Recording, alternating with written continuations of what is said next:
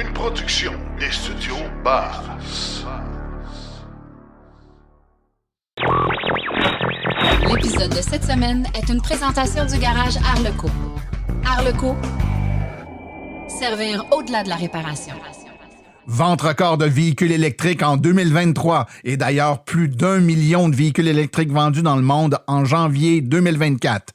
Le virage vers les véhicules électriques apporterait des avantages de santé marqués pour les enfants. La nouvelle Roadster de Tesla pourrait faire le 0-100 km/h en 1,1 seconde. L'entreprise québécoise Nouveau Monde Graphique signe une entente majeure pour des entreprises et des usines du Québec. Le verre à moitié plein, on nous parle des véhicules électriques en TV et au cinéma. Chronique Tesla. Et en grande entrevue avec nos 3 invités, on parle des bonnes règles d'étiquette aux bornes de recharge. Tout ça et bien plus encore dans cet épisode de Silence on roule.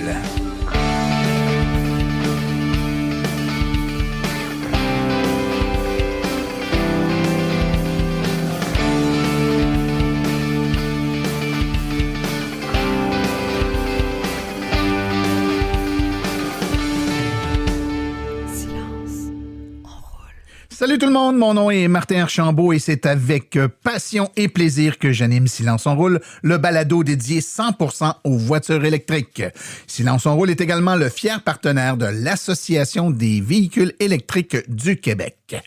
Alors, re-bienvenue à Silence on roule. Je souhaite la bienvenue particulièrement à nos nombreux nouveaux auditeurs depuis quelques mois, en fait depuis le début de l'année 2024. Je ne sais pas ce qui se passe, mais on a vraiment là, une augmentation de téléchargement de nos épisodes et également beaucoup d'abonnements sur la page Facebook, Instagram, etc. Donc, on voit qu'il semble y avoir de l'engouement pour l'information de qualité sur les véhicules électriques. Donc, bien content de vous avoir parmi nous. Sachez, nouveaux auditeurs, que Silence on roule est un podcast qui est diffusé à toutes les 2 semaines dans sa forme régulière, les vendredis aux 2 semaines, et qu'à l'occasion, il y a également des épisodes hors série qui sont diffusés. Pour être sûr de rien manquer, je ne sais pas par quelle plateforme ou par quel moyen vous nous écoutez, si c'est directement sur notre site web au silenceonroule.com ou ailleurs, mais la meilleure façon, vous allez sur abonnement.silenceonroule.com de façon à voir la procédure, si vous n'êtes pas familier, pour vous abonner et nous recevoir automatiquement sur votre téléphone ou votre appareil mobile, que ce soit que vous soyez abonné à Spotify, Apple Podcast, Google, peu importe, c'est toutes des plateformes gratuites, hein, c'est gratuit Silence on roule. Tout ce que ça fait en étant abonné, c'est que vous recevez, les téléchargements se font automatiquement sur votre appareil et de ce fait, vous pouvez nous écouter sans rien manquer et surtout sans manquer les épisodes hors série. Aujourd'hui, on a un épisode bien rempli, bien garni. On a Daniel avec sa chronique Le verre à moitié plein qui va nous parler. Toujours intéressant, Daniel, qui aborde des sujets en lien avec l'écologie, l'environnement et la voiture électrique. Je pense qu'il y a un lien quand même assez facile à faire entre les deux. Laurent Gigon et sa chronique Tesla, une chronique qui est bien appréciée là, des amateurs de cette marque de véhicules. Et en grande entrevue, on a la version 20 minutes là, d'une entrevue qui est beaucoup plus longue. Hein. Vous allez pouvoir écouter la version intégrale en hors-série. Je vous parlais tantôt, nos abonnés reçoivent les hors-séries. Abonnez-vous si ce n'est pas fait. Il y a une version beaucoup plus longue de l'entrevue qui a été faite. Donc, la version intégrale va être diffusée en hors-série d'ici quelques semaines. Mais pour le moment, vous avez la version condensée là, en 20 minutes de cette entrevue sur l'étiquette aux bornes de recharge. L'étiquette, là, c'est les bonnes manières de comment on doit se comporter quand on va sur un site de borne de recharge. Au-delà des lois puis tout ça, il y a des choses qui relèvent plus du savoir-vivre, du vivre ensemble, comme on dit, notre capacité à s'intégrer dans une société et à respecter là, des biens qui appartiennent, dans le fond, soit à l'État ou à des entreprises privées et qui sont à la disposition d'un grand nombre de personnes. Il y a une bonne façon d'utiliser ou de se comporter sur ces sites-là. Je pense que instinctivement, dedans de nous, on a une bonne idée de ce qui est les bonnes et les moins bonnes façons de faire. Mais avec nos invités en studio, studio dans quelques instants. On va pouvoir en débattre et regarder un peu plus leur point de vue et la façon de voir ça. Je pense que c'est un épisode qui va être fort intéressant pour l'ensemble des électromobilistes, qu'ils soient nouveaux ou moins nouveaux, parce que le manque d'étiquette ou le manque de bonne façon de faire aux bornes de recharge, ce n'est pas que l'apanage des nouveaux. Bien sûr, les nouveaux peuvent plaider l'ignorance, mais il y a des gens que ça fait 5, 6, 7 ans qui ont des voitures électriques et qui pourtant n'ont pas toujours des comportements très convenables aux bornes de recharge. Alors, sans plus tarder, je vous propose d'aller tout de suite écouter les actualités dans le monde de l'électromobilité. Vous voulez des produits qui permettront d'augmenter la valeur de revente de votre véhicule? Chez Précision PPF Vitres teintées, nous sommes à votre service depuis 2015. Nos maîtres installateurs sont tous certifiés et ont plus de 17 ans d'expérience dans le domaine. Nous offrons un service de qualité inégalé quant à la protection par pierre, les soins nanocéramiques ainsi que les vitres teintées. Notre pellicule par pierre ultra résistante est invisible et conservera l'intégrité de votre véhicule tout en prévenant la rouille et en protégeant la peinture contre les débris de la route. Notre traitement nanocéramique possède un puissant effet hydrofuge et il préserve l'éclat et la brillance de votre peinture pour en faciliter l'entretien. Que ce soit pour votre voiture, votre résidence ou votre commerce, Précision PPF Vitres teintées est là pour vous offrir la multitude d'avantages qu'offre la teinte de vitre. Venez nous rencontrer au 1970 boulevard des Laurentides à Laval. Appelez-nous au 450-490-4488 ou encore venez visiter notre page Facebook Précision PPF Vitres teintées. Nous comblerons vos exigences tout en vous offrant la qualité que vous recherchez. Les actualités sont une présentation de Bourgeois Chevrolet, le spécialiste du véhicule électrique au Canada. Contactez-nous au bourgeoischevrolet.com ou au 450-834-2585. Selon le département américain de l'énergie, les ventes de véhicules électriques ont non seulement augmenté en 2023 dans l'ensemble, mais elles étaient supérieures au niveau de 2022 pour chaque mois de l'année. Ceci va un peu à l'encontre de ce qu'on entend dernièrement dans les médias. Les ventes de voitures sont saisonnières, elles l'ont toujours été. Il n'y a donc aucune raison de s'attendre à ce que les ventes totales de véhicules ou même les ventes de véhicules électriques augmentent chaque mois. Pourtant, c'est exactement ce que confirme le DOE. En effet, selon le département américain de l'énergie, les ventes de véhicules électriques ont fortement augmenté chaque mois de 2023 par rapport aux années précédentes. Et alors que le volume de vente le plus élevé pour un seul mois était d'environ 50 000 véhicules en 2021 et 80 000 véhicules en 2022, il a dépassé 100 000 véhicules en 2023. Les ventes de véhicules électriques ont également terminé l'année avec plus de ventes en décembre et en octobre et en novembre. Il est possible que les acheteurs aient reporté leur achat vers la fin de l'année pour profiter du crédit d'impôt fédéral pour les véhicules électriques. Les chiffres commencent à être intéressants. En effet, selon Romotion, le principal cabinet de recherche sur les véhicules électriques et la transition énergétique, il s'est vendu plus d'1 million de véhicules électriques dans le monde en janvier. Le plus grand nombre de véhicules électriques jamais vendus en janvier, soit une hausse de 69 % par rapport à janvier 2023, où 660 000 véhicules électriques s'étaient vendus. En fait, au Royaume-Uni, les ventes de véhicules électriques ont augmenté de 29 % depuis la dernière année, 41 % aux États-Unis et au Canada, et on a presque doublé en Chine. Le passage massif aux véhicules électriques serait une aubaine considérable pour la santé de nombreuses personnes dans le monde, mais un nouveau rapport de l'American Lung Association souligne que les avantages particuliers pour les enfants, particulièrement ceux qui sont vulnérables aux maladies respiratoires, seraient fulgurantes. Se basant sur le fait que tous les véhicules neufs vendus d'ici 2035 seraient sans émission de gaz d'échappement, le groupe conclut qu'il y aura 2,7 millions de crises d'asthme en moins chez les enfants, ainsi que 147 000 cas de bronchite aiguë de moins. La transition vers les véhicules électriques permettra également d'éviter 2,67 millions de cas de symptômes de voies respiratoires graves et 1,87 million de cas de symptômes de voies respiratoires mineures chez les enfants. Et il y aurait 508 cas de mortalité infantile de moins. Et oui, rien de moins. Le 16 novembre 2017, Tesla avait dévoilé la Roadster deuxième génération. On l'attend toujours. Alors, Elon Musk vient d'annoncer sur Twitter, donc X en fait, que le nouveau modèle s'en vient, c'est imminent, et il a profité évidemment pour nous faire une annonce tout à fait très remarqué, car s'il y a un dirigeant du secteur automobile qui sait comment promouvoir un produit, c'est bien Elon Musk. Il a fait des déclarations plutôt audacieuses pour faire sa publicité du nouveau Roadster, affirmant qu'il n'y aura jamais d'autres voitures comme celle-ci, si on peut même la qualifier de voiture. Le grand patron de Tesla a également ajouté « Je pense que ça devrait être la démonstration du produit le plus époustouflant de tous les temps. De plus, apparemment, il atteindra le 100 km/h en moins d'une seconde. » La société québécoise Nouveau Monde Graphite annonce des accords d'approvisionnement pluriannuels avec Panasonic Energy et General Motors. Les accords d'approvisionnement actifs en matériaux d'anode avec les principaux fabricants nord-américains de batteries pour véhicules électriques comprennent également des investissements immédiats de 50 millions de dollars américains, suivis d'un financement futur de 275 millions de dollars américains. La société montréalaise Nouveau Monde Graphique a annoncé 2 ententes majeures, soit avec Panasonic et GM. Les accords permettront à Nouveau Monde Graphique de fournir chaque année 18 000 tonnes de matériaux d'anode actifs à chaque client à partir de son usine de traitement de batteries prévu à Bécancour, au Québec.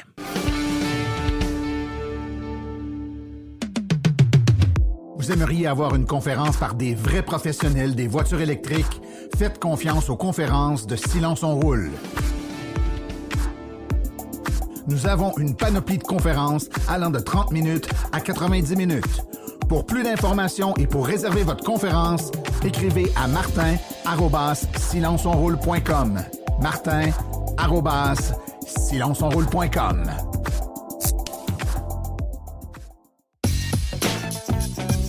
La chronique Le verre à moitié plein est une présentation de Roulons électrique, une campagne du gouvernement du Québec coordonnée par Équiterre. Pour en savoir plus sur toutes nos activités, visitez le site internet roulonsélectrique.ca.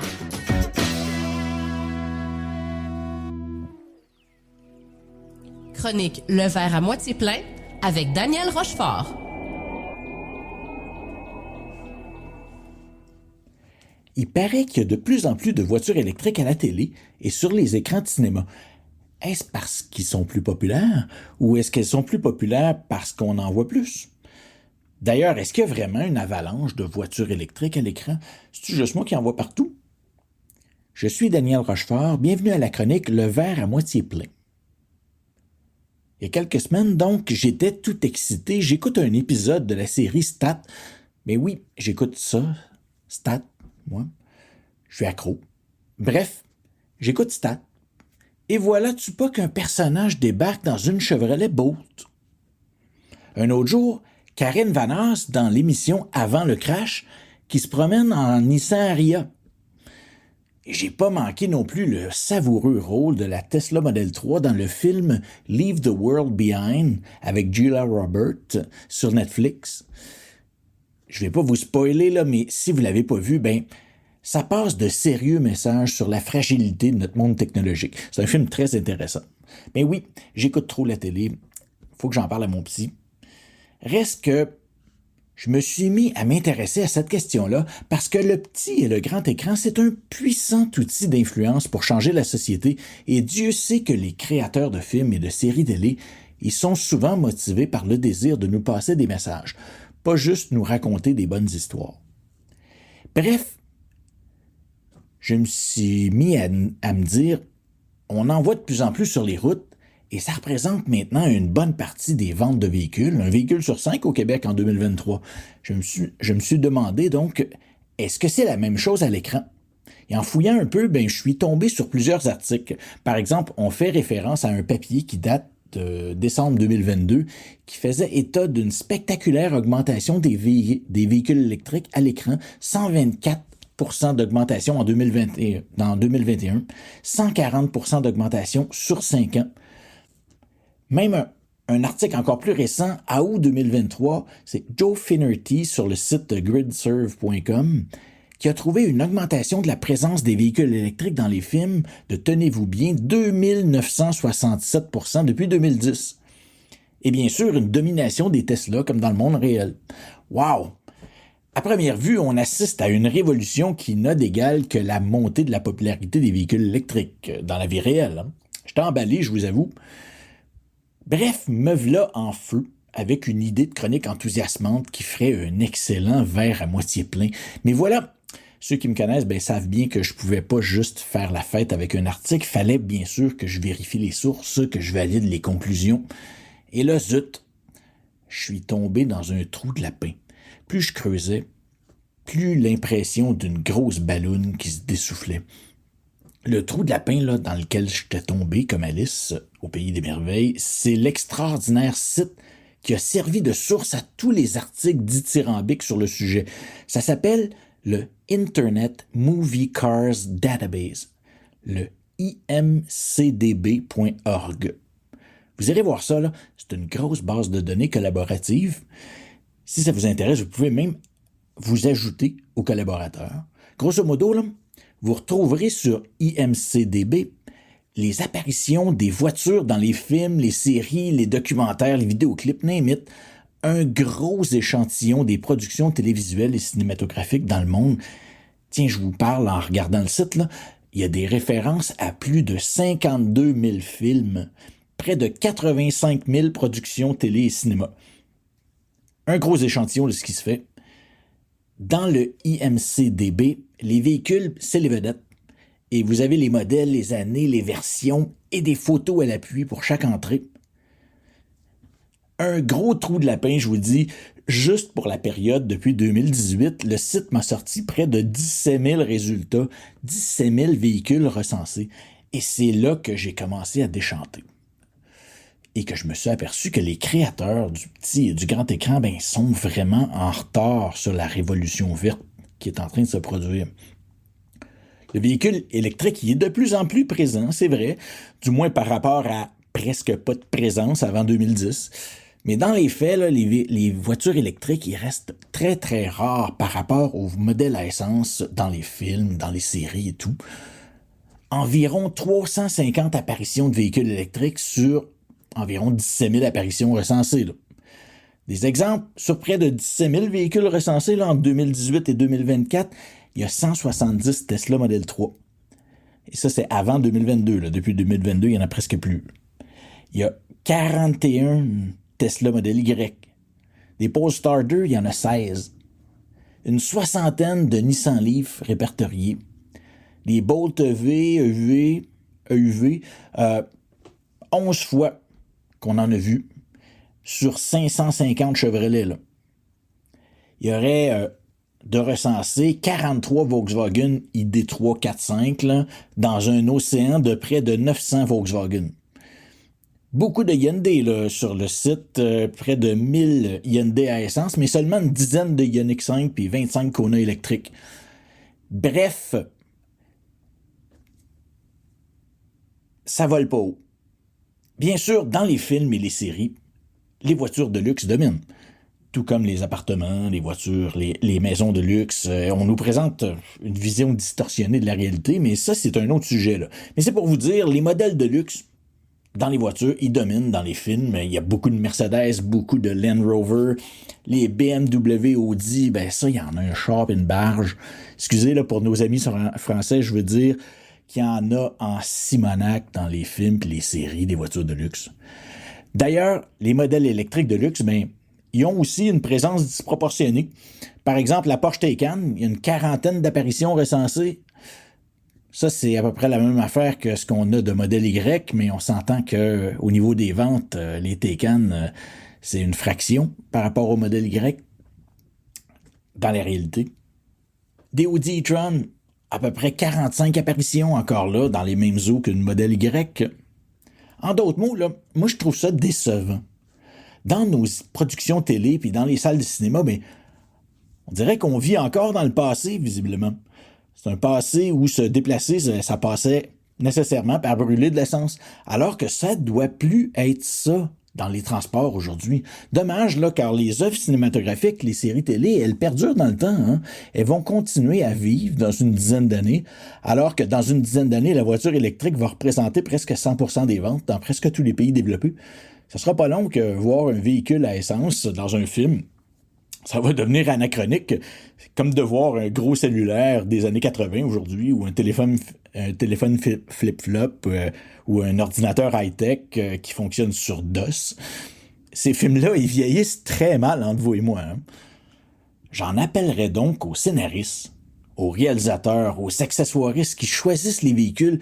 Pourriez-vous embarquer dans le bateau et projeter dans vos œuvres une image du marché automobile qui tient compte de sa rapide électrification? Et même qui tienne compte de la soif des gens pour ce type de véhicule. Vous avez un pouvoir précieux, les créateurs télévisuels, les créateurs en cinéma. Vous avez un pouvoir précieux pour faire avancer la société à travers vos œuvres. Ça fait ses preuves dans plein d'autres domaines, avec par exemple l'augmentation de la présence de la diversité à l'écran, la représentativité de la diversité de genre, la place de la femme à l'écran. C'est pas juste un reflet de la société, les films et les séries qu'on écoute, c'est aussi un moteur pour tirer la société par en avant.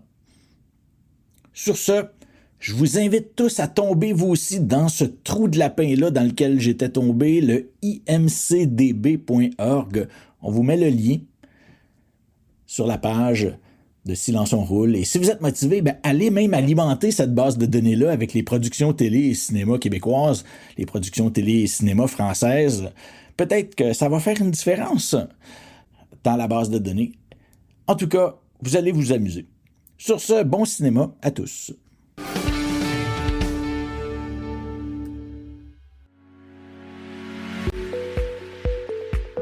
Vous venez de faire le saut vers l'électrique et devez réfléchir à vos recharges. Vous voulez une borne au chalet?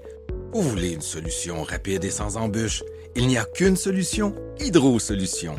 Depuis plus de 60 ans, Hydro Solutions est une entreprise québécoise de confiance. Vous les connaissez pour les chauffe-eau, mais ils offrent également un service clé en main pour les bornes de recharge. C'est définitivement l'avenue à privilégier afin de faire affaire avec une entreprise d'expérience qui s'occupera de tout. Demandez une soumission gratuite et sans engagement de votre part au www.hydrosolutions.com. Une seule visite sur leur site web vous permettra de constater la simplicité avec laquelle vous pouvez entamer une démarche afin qu'ils prennent tout en charge. L'analyse de votre situation, l'installation d'une borne de qualité par un installateur certifié et même, au besoin, le financement sur 24 ou 48 mois. Par la suite, en cas de problème, leur équipe d'experts est là pour vous. Hydro Solutions, leur mission, vous simplifier la vie.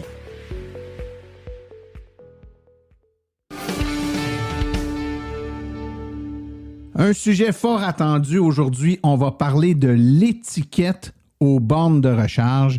Et pour parler d'étiquette, j'ai avec moi 3 personnes qui vont nous donner leur opinion. Et puis, je tiens à le dire d'entrée de jeu, hein, on n'est pas, moi et mes invités, là, on n'a pas du tout la prétention d'être les gardiens d'un règlement ou d'une façon absolue de faire. Puis vous allez le voir tout au cours de notre entretien.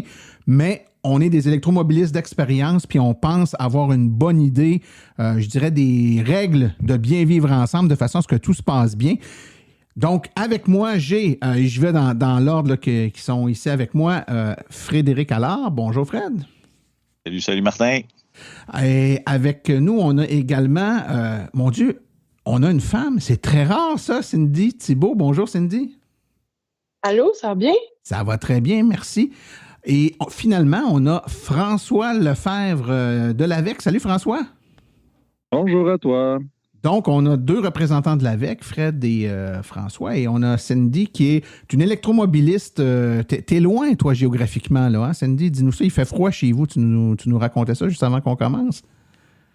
Oui, j'habite dans le nord du Québec, à Matagami, plus précisément. OK, donc le moins 12 qu'on a ici, nous autres, dans la région de Montréal, toi, ça frappe plus fort que ça chez vous. Mais l'électromobilité, c'est nouveau, ça a une dizaine d'années, 13 ans ou à peu près, là, ici au Québec.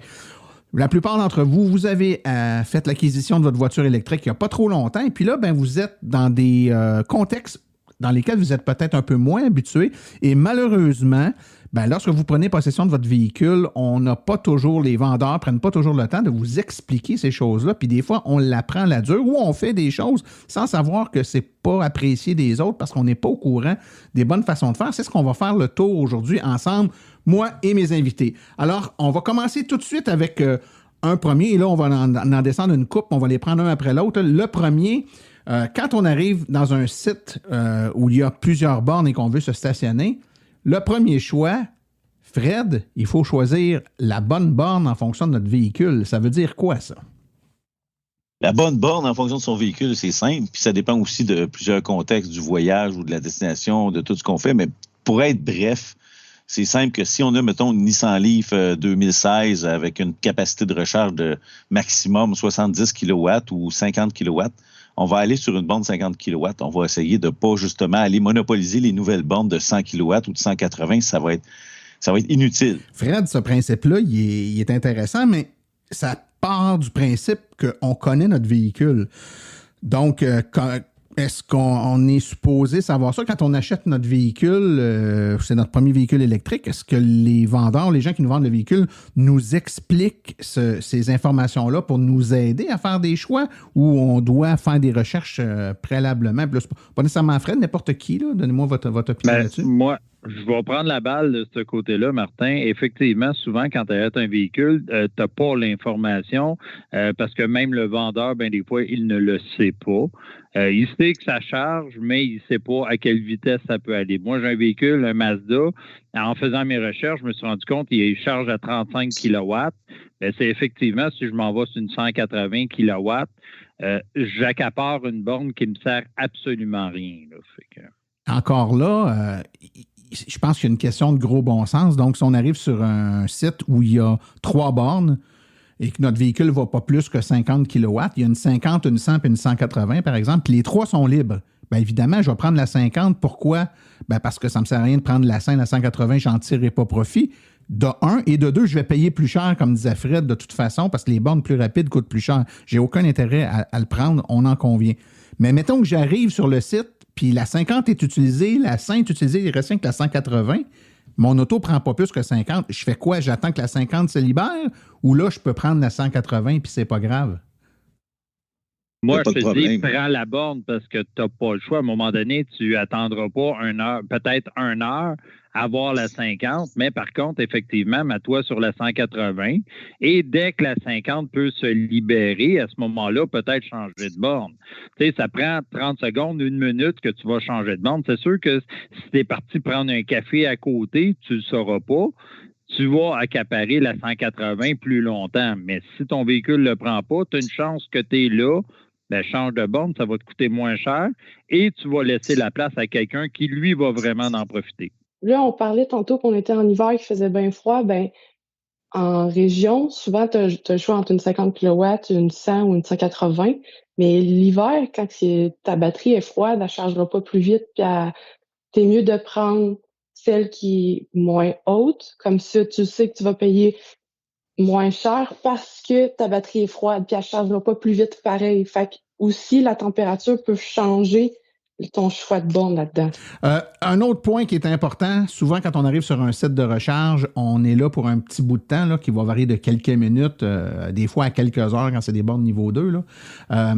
Donc, il arrive souvent qu'on fait autre chose. Donc, on sort du véhicule, on en profite pour aller chercher quelque chose à manger, on en profite pour faire un peu de ménage dans l'auto parce que ça fait 3 heures qu'on est dedans, puis les enfants ont jeté des cochonneries un peu tout partout. Je pense qu'il est important de se rappeler que si on génère de la cochonnerie, il faudrait faire attention de ne pas domper nos vidanges à terre ou un peu tout partout. C'est toujours plat à temps d'arriver, puis il y a des papiers de McDonald's après le bollard ou encore...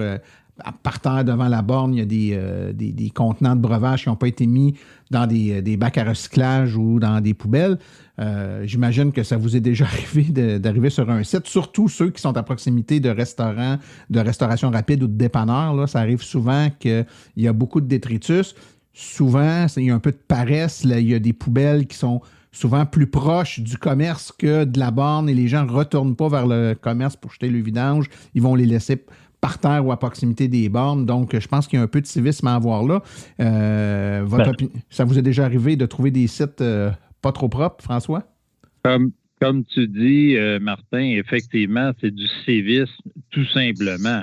Tu arrives à un endroit, tu ne mets pas tes vidanges à terre à côté de la borne. Tu vas ramasser tes choses, puis à la prochaine poubelle que tu vas croiser, tu les laisses là, tout simplement.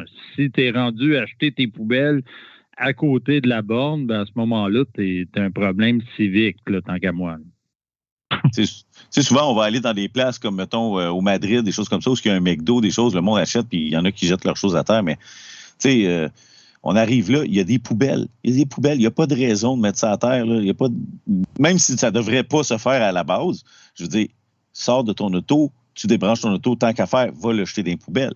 Il n'y a pas juste des vidanges qu'il faut ramasser, il y a d'autres choses qu'il faut ramasser quand on est sur un site de recharge. Je vous écoute. Qu'est-ce qu'on devrait ramasser aussi? Le Mon fameux Dieu Seigneur, câble. je vais vous le dire. Le quoi? Le câble, si on se fait ramasser le câble par la déneigeuse, il se passe quoi après? C'est juste qu'on peut juste pas charger. Souvent, dans les régions, on se ramasse que quand le câble est arraché, t'es mal pris parce que t'as une borne par ville. Surtout si c'est des bornes rapides dont je parle, t'es mal pris. Fait que dans le fond, en région, c'est vraiment important de remettre les câbles à la bonne place, même s'ils pèsent une tonne. Ça arrive souvent, les nouvelles de 180 watts, je les trouve lourdes. Fait que c'est important vraiment, là. Tu sais, je veux dire, j'ai 28 ans puis je suis en forme, mais je les trouve lourdes, là. Fait que... C'est étrange comme comportement. C'est comme si je finis de mettre de l'essence dans mon véhicule, puis je prends la hose, puis je la dompe à terre, puis je m'en vais. Ben voyons.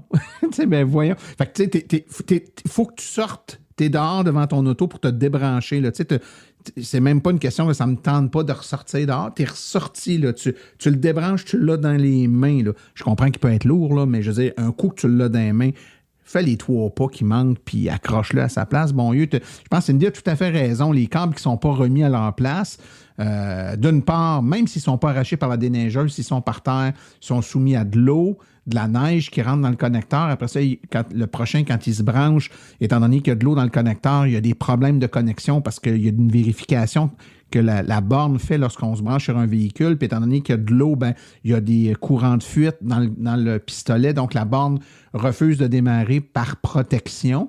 Et dans le pire des cas, comme disait Cindy, ben, c'est que la déneigeuse passe, puis elle est habituée de passer tout près de la bordure de béton. Puis si le câble est par terre en avant de la bordure de béton, mais il se fait ramasser par la déneigeuse. Dans le fond, c'est pas nécessairement le bout du pistolet qui traîne à terre, c'est le restant du fil. On dirait que le fil est comme trop long. Ouais. Puis c'est le bout du milieu qui fait la grosse balloune que je peux même piler dessus en me stationnant. C'est ça qui fait en sorte qu'il traîne tout le temps par chez nous. Oui. Puis il y a des modèles de bornes qui ont des rappels de câbles, donc un câble en acier là, qui tire et qui ramène.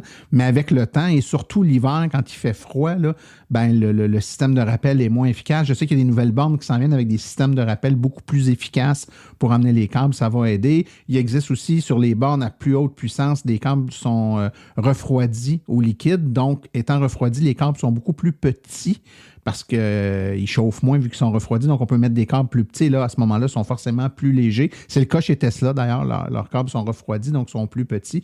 Mais effectivement, c'est un enjeu. Puis là, le but aujourd'hui, c'est pas de débattre sur quelle technologie nécessairement on devrait utiliser ou pas. On parle d'étiquette. Donc, c'est quoi Et l'étiquette, c'est aussi... On replace soi-même les câbles, mais quand on voit qu'il y a un câble qui a été laissé à terre ou qui a mal été placé, plutôt que d'être à côté sur notre auto puis d'attendre que le temps passe, replacer le câble, ça va peut-être faire en sorte qu'il y ait un problème qui ne surviendra pas. Écoutez, j'ai quasiment envie qu'on saute dans un sujet un peu plus épineux parce que celui-là, c'est vraiment une question de, je dirais, presque de philosophie. Mais une autre règle d'étiquette, surtout aux bornes rapides, là, on nous a toujours dit, tu te charges, puis rendu à 80-85%, peut-être un peu plus sur certains modèles de voitures qui chargent encore rapidement là, à un haut pourcentage de charge. Mais quand notre charge est finie, on s'enlève de là.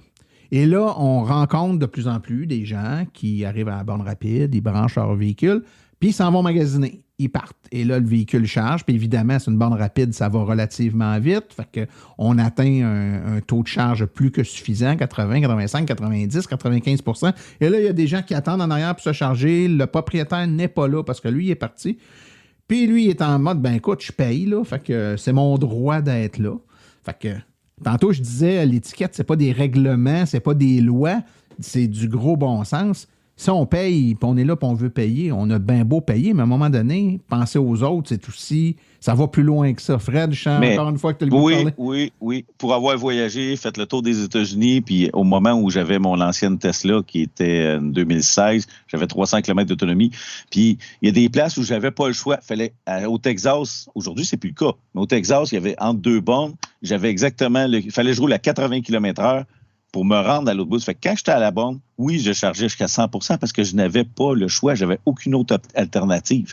Fait que c'est pour ça, qui sommes-nous pour juger à quel pourcentage la personne doit se tasser?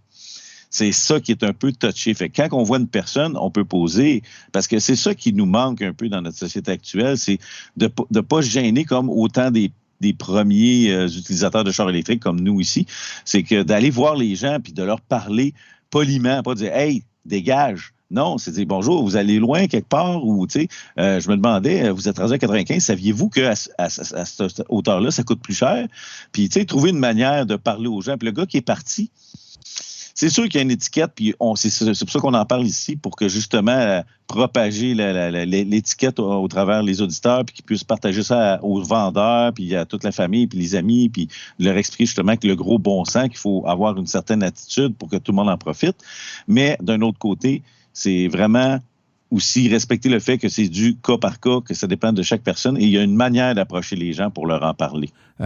On ne peut pas juger quelqu'un qui va aller en haut de 80. Il y a des véhicules, au moment où on se parle, qui se chargent presque à la même vitesse, aller jusqu'à 90%. Fait que la personne qui a ce véhicule-là puis qui veut se charger, c'est pas nécessairement préjudiciable pour personne. Il charge à vitesse plus qu'acceptable, aller jusqu'à 90%. Pour moi, il n'y a pas de problème là, c'est bien correct.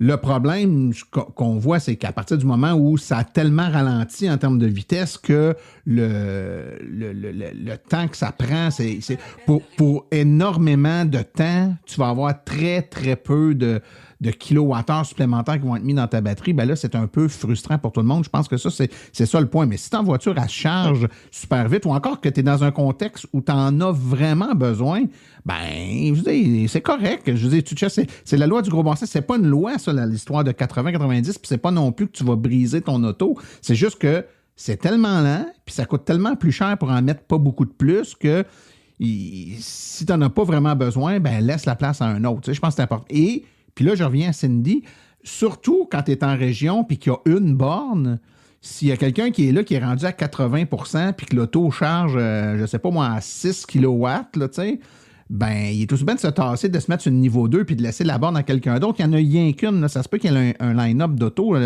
sais, quand tu arrives à des sites où il y a 8, 9, 10 bornes, tu prends l'autre à côté s'il y a un monsieur qui est collé sur une. Mais quand il y en a une, là, c'est là, je pense que ça devient un petit peu plus irritant pour tout le monde, là.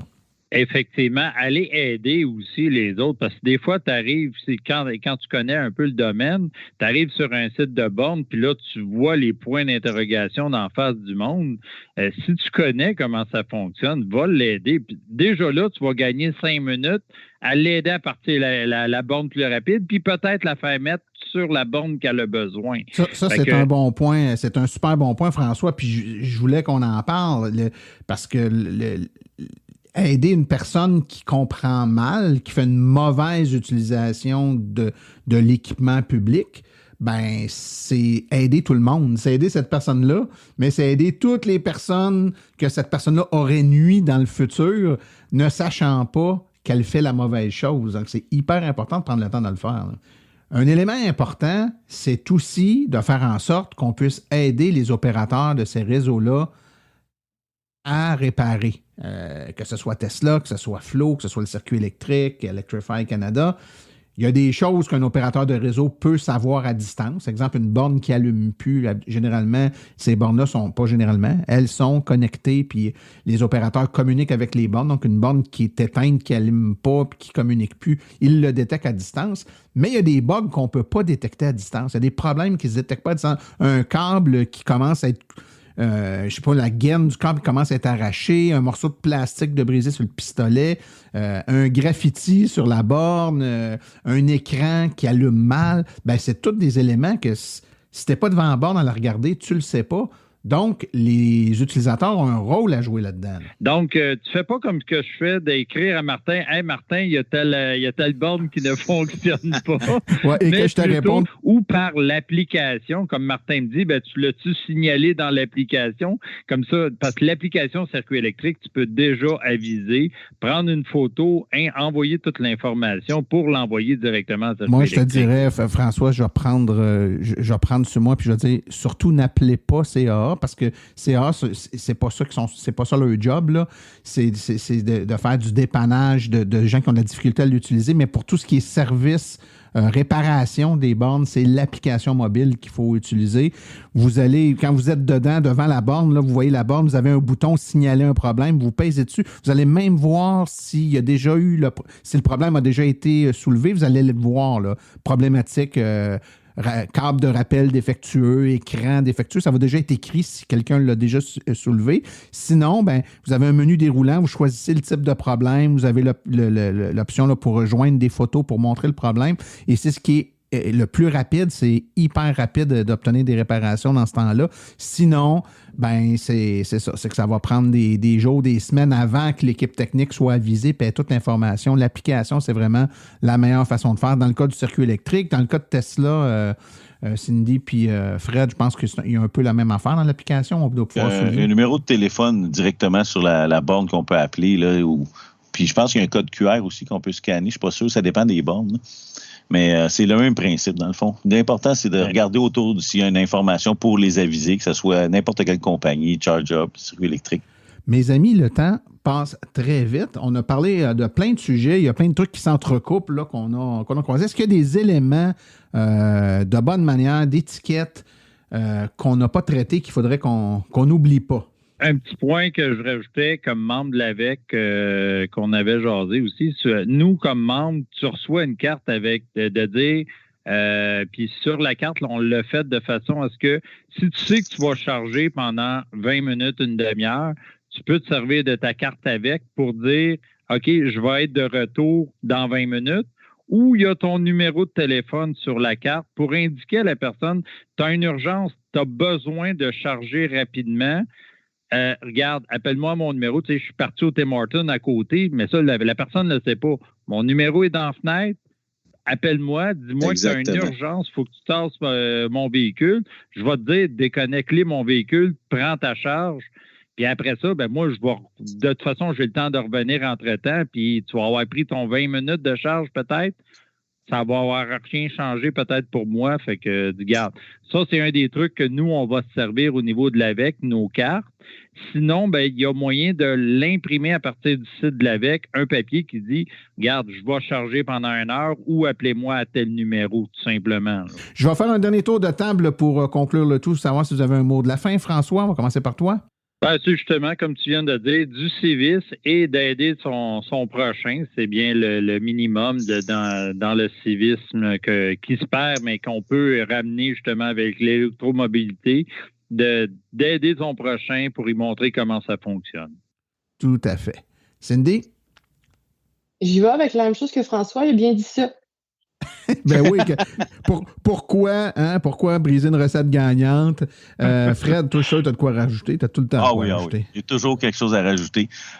Écoutez, vous vous souvenez quand on était jeunes, Parents Secours, avec la pancarte qu'on mettait dans les vitres pour que si blanche et rouge. T'avais froid. Bon, il me semble qu'on devrait se faire une pancarte dans nos vitres quand on va stationner puis il fait froid. Puis au moins, s'il y a un gars qui ne sait pas trop, il voit la pancarte électromobiliste secours. Il pourrait aller cogner sans se gêner pour qu'on puisse lui donner un coup de pouce. Mais plus sérieusement, évidemment, l'étiquette, ne jamais oublier que ça, c'est aussi bon pour les bornes que dans la vie en général. Il ne faut pas avoir le jugement facile. Il ne faut jamais oublier qu'il y a toujours un contexte quelque part qui fait que 90% du temps, il y a une raison. Il faut prendre le temps puis d'être patient. Tout à fait. Ben devant ces belles paroles empreintes de philosophie et de sagesse, je vous remercie beaucoup tous les trois pour votre participation aujourd'hui.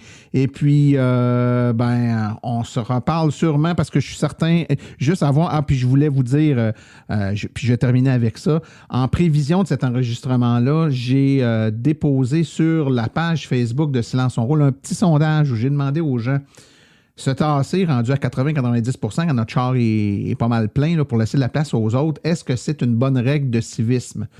Et ça a suscité beaucoup d'intérêt. Juste avant l'enregistrement, je suis allé voir, il y avait 435 participants qui ont participé au sondage. Et les résultats, roulement de tambour, 97,8 % des participants disent que oui, c'est une question de civisme. Ça veut dire, là, en partant, là, du moins, les gens qui écoutent Silence on roule puis qui vont voter sur le sondage, à 97 % considère que c'est effectivement une règle de civisme. Quand on en a assez et qu'on est rendu à 80-90% de laisser la place à un autre, c'est une bonne règle de civisme. Très peu de gens, et beaucoup de gens ont apporté, en passant, on dit « je suis pour », mais ont apporté les mêmes nuances qu'on a dit, c'est-à-dire, mais exceptionnellement, il est possible que sur un certain trajet, j'ai besoin d'un peu plus pour me rendre à la prochaine borne. Puis là, dans ce cas-là, je pense que c'est correct. On en convenait là, tous que c'était effectivement une pratique correcte. Comprendre le contexte. Tout à fait. Mais je pense que c'est important de le mettre en contexte. Merci beaucoup à vous trois. Merci, Martin.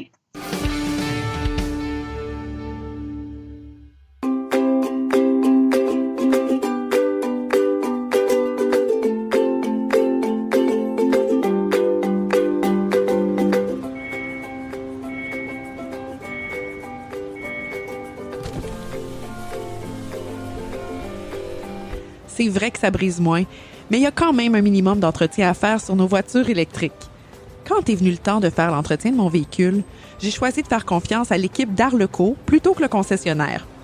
Ça fait maintenant 3 générations que cette entreprise familiale chouchoute nos voitures et ils ont été parmi les premiers à s'engager activement dans l'électrification des transports tout en adoptant des procédures et des produits sains pour l'environnement. Avec ses techniciens spécialement formés à l'entretien et réparation des voitures hybrides et électriques, Arleco nous offre aujourd'hui la même qualité de service sur nos VE qu'elle a toujours livré depuis bientôt 40 ans. De plus, chez Arleco, j'obtiens 10 % de rabais sur la main-d'œuvre et les traitements anti-rouille avec ma carte membre hors de l'AVEC. Arleco Génération 3, 8470 Boulevard Parkway à Anjou, 514-352-1446 ou arleco.ca. Arleco, servir au-delà de la réparation.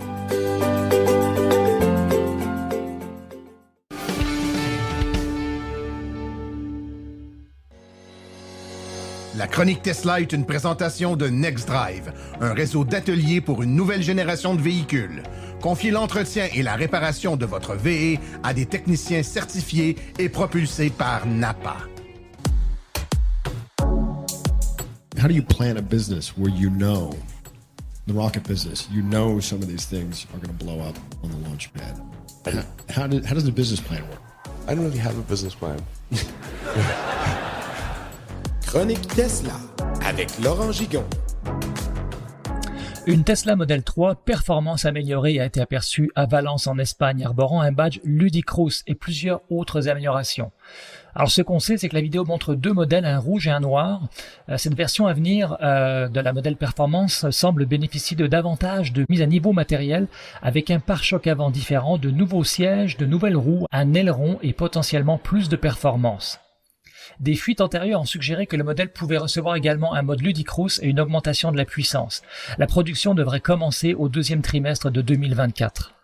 Alors la Tesla Model 3 Performance est l'une des voitures électriques les plus performantes du marché. Cette version améliorée pourrait encore repousser les limites.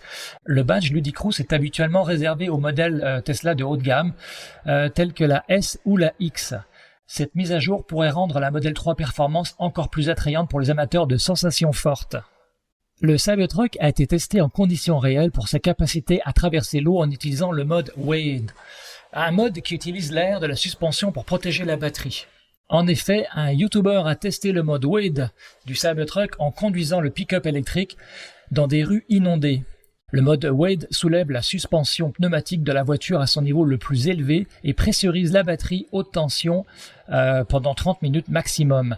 Selon Tesla, le Cybertruck peut conduire dans une eau d'une profondeur maximale de 31 pouces, soit environ 79 cm, lorsque le mode Wade est activé. Lors du test, le Cybertruck a subi des dommages, notamment au niveau des phares, des feux arrière et du système audio. Il n'est pas clair si les dommages ont été causés par l'eau ou par d'autres facteurs comme des débris dans l'eau. Tesla n'a pas encore commenté les dommages causés au Cybertruck lors de ce test.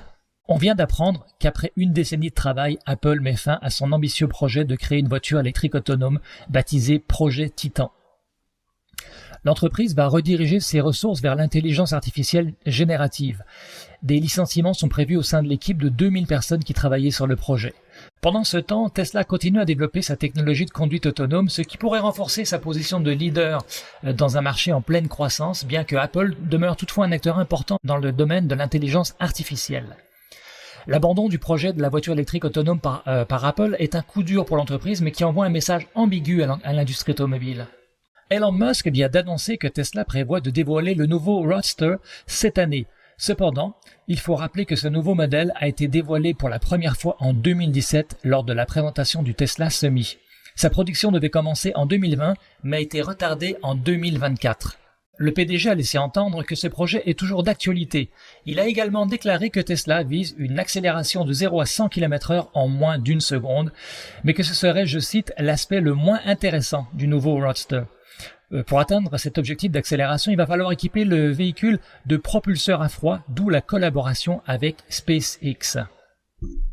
Par le passé, Elon Musk avait évoqué un pack SpaceX en option pour le Roadster, composé de 10 propulseurs à froid qui agiraient comme des fusées, améliorant l'accélération et les déplacements du véhicule et pouvant même lui permettre de sauter. En agissant sur l'orientation des propulseurs, on peut imaginer qu'ils servent également à plaquer le véhicule au sol afin d'améliorer sa tenue de route. Mais revenons sur Terre. Depuis quelques années, Elon Musk a lancé beaucoup de promesses qui sont encore à ce jour non réalisées. Le parc Tesla compte 5,5 millions de véhicules qui parcourent en moyenne 2682 km par seconde. Cela représente plus de 83 milliards de kilomètres par an et ce chiffre est en constante augmentation. Tesla ajoute plus de 5200 véhicules à son parc chaque jour. Voilà, c'est tout pour aujourd'hui. Merci de m'avoir suivi et à très bientôt.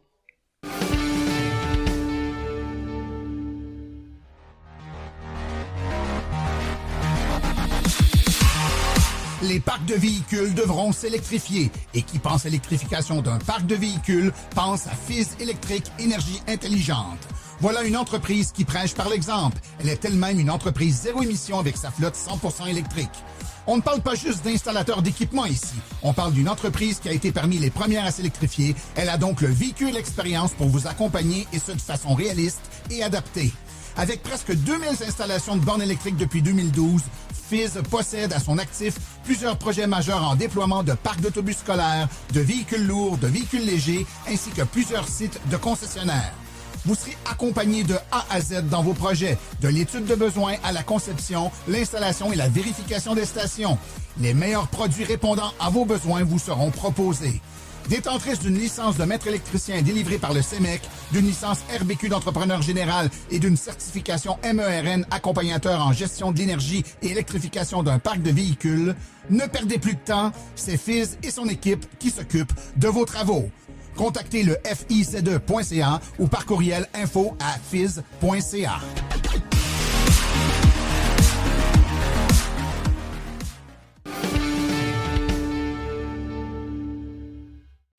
Voici les activités à venir dans les prochaines semaines dans le monde de l'électromobilité. Un kiosque virtuel le 11 mars prochain à 19h.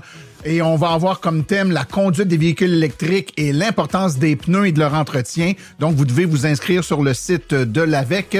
Conférence au Centre d'inspiration Kia. C'est une conférence privée le 3 avril de 18h à 20h. Évidemment, c'est sur le boulevard Série-Duquette à Québec. Le relais électrique débarque au Salon du véhicule et loisirs électriques de l'Outaouais. C'est du 5 au 7 avril au complexe Branchot-Brière. Le relais électrique débarque au Salon du véhicule électrique et hybride rechargeable de Montréal. C'est du 19 au 21 avril au Stade olympique. Ensuite, l'AVEC se recharge au Salon Énergie et Environnement du Lac-Mégantic. C'est le 4 mai de 10h à 16h au Centre sportif au 5400 rue Papineau à Lac-Mégantic. Et finalement, l'AVEC se recharge à l'école Henri Bourassa et Soleil de l'Aube. C'est le 9 mai 2024 de 16h à 19h. Ceci conclut l'épisode d'aujourd'hui. Remerciements sincères à nos collaborateurs et invités, c'est-à-dire aujourd'hui Daniel Rochefort, Laurent Gigon, Cindy Thibault, Frédéric Allard ainsi que François Lefebvre. Remerciements également à tous nos chroniqueurs, Stéphane Levert, Claude Gauthier, Laurent Gigon, Philippe Corbeil, Sébastien Côté, Cédric Ingrand et Daniel Rochefort. Aux communications, Marie-Hélène Hamelin, thème musical, François Villot, Luc Poirier, Marie-France Falardeau, réalisation et production, les studios basses. Un merci tout spécial à Arleco, notre commanditaire principal, ainsi qu'aux autres annonceurs qui rendent l'émission possible. Hydrosolutions, Précision PPF Vitre teintée, Fizz Électrique, Bourgeois Chevrolet, Création L'Escarmot, UAP Napa, Taïga Motor, Motors, le groupe Énergie Canada, Équiterre ainsi que l'Association des voitures électriques du Québec. La reproduction est permise, mais nous apprécierions en être avisés. Les questions sur le balado doivent être adressées à martin@silenceonroule.com et pour l'information générale sur les véhicules électriques, visitez plutôt le www.aveq.ca. Vous avez également accès aux archives de tous nos épisodes ainsi qu'à notre boîte vocale directement sur notre site web au silenceonroule.com. Mon nom est Martin Archambault et d'ici le prochain balado, j'espère que vous attraperez la piqûre et direz vous aussi, silence, on roule.